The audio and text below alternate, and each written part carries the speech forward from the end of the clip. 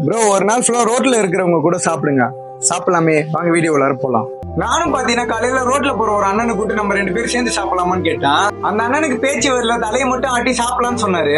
அந்த அண்ணனை எங்க வீட்டு பக்கத்துல ஒரு இடத்துல உட்கார வச்சு இட்லி சுட்டு எடுத்துட்டு வந்து கொடுத்து, நானும் உங்க பக்கத்துல உட்காந்துக்கலாமான்னு கேட்டேன். அந்த அண்ணனும் தலையாட்டி உட்காருப்பான்னு சொன்னாரு. அப்புறம் அந்த அண்ணனும் நானும் சேர்ந்தே சாப்பிட ஆரம்பிச்சோம்.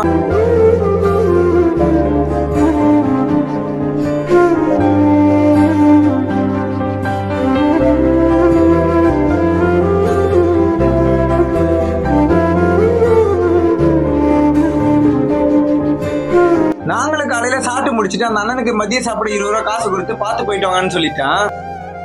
அப்புறம் மதியமா ஒரு தாத்தா பாட்டிகிட்ட போய் நான் அவங்க கூட உட்காந்து சாப்பிடலாமான்னு கேட்டேன். அவங்களும் சரிப்பா ரொம்ப பசிக்குது, போய் சீக்கிரமா சாப்பாடு வாங்கிட்டு வான்னு சொன்னாங்க.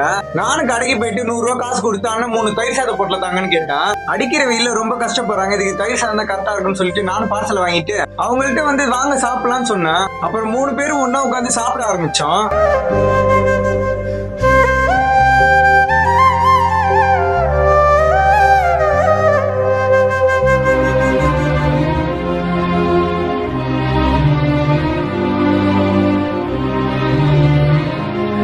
ஒரு வழியா மதியம் எல்லாரும் சாப்பிட்டு முடிச்சுட்டு என்கிட்ட இருந்த கொஞ்சம் காசு எடுத்து அவங்கள்ட்ட கொடுத்துட்டு, உங்க கூட சாப்பிட்டது எனக்கு ரொம்ப சந்தோஷமா இருந்துச்சுன்னு அந்த தாத்தா பாட்டிகிட்ட சொன்னேன். அவங்களும் சிரிச்சபடியே பார்த்து போயிட்டு வாப்பான்னு சொன்னாங்க.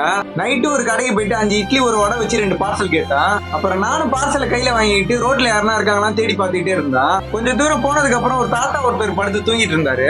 அந்த தாத்தாட்ட போயிட்டு கொஞ்சம் குரல் கொடுத்து எழுப்புனா அவரு எந்திரிச்சு உட்கார்ந்தாரு. நம்ம 2 பேரும் சேர்ந்து சாப்பிடலாமா தாத்தான்னு கேட்டான். தாத்தாவும் பாத்தீங்கன்னா நைட்டு சாப்பிடாம தான் தூங்கிட்டு இருந்திருக்காரு போல இருக்கு. உடனே வாப்பா சாப்பிடலாம்னு சொன்னாரு. அப்புறம் நாங்க 2 பேரும் சேர்ந்து சாப்பிட ஆரம்பிச்சோம்.